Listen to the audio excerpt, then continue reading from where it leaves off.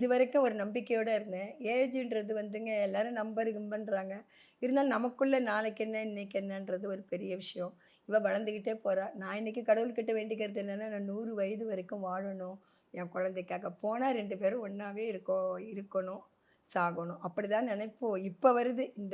இப்ப என்னன்னா இவ்வளோ தூரம் ரீச் ஆயிட்டுன்னு ஒவ்வொருத்தர் எனக்கு துபாயிலேருந்து ஒரு ஃப்ரெண்டு ஃபோன் பண்ணாங்க. ஆச்சரியமா இருந்தது.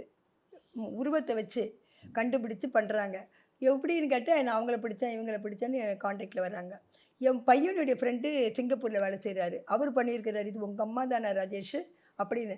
அவரு எங்க பையன் வந்து சந்தோஷம்னா அப்படி ஒரு சந்தோஷம். "அம்மா, அம்மா" அவருலாம் சொல்லுவாரு. "நீ என்னம்மா அப்படி வச்சுட்டு கஷ்டப்படுற வாம்மா" அப்படிலாம் சொல்லுவாரு. நெறைய ஹெல்ப் பண்ணுவாரு. இதெல்லாம் காமிச்சேன் பாருங்க உங்ககிட்ட இந்த ஃபோட்டோஸ் எல்லாம். அதெல்லாம் அவர் ம். தான் ரெடி பண்ணி குடுப்பாரு. கம்ப்யூட்டர் சென்டர்ல போய் இதெல்லாம் பண்ணி குடுக்கறது அவரு தான். அப்ப எங்க பையன் தான் சொன்னாரு, "அம்மா பரவாயில்லம்மா, நீ இவ்வளோ தூரம் இருந்துட்டு சாதிச்சுட்டீங்கம்மா 2 பேரும்."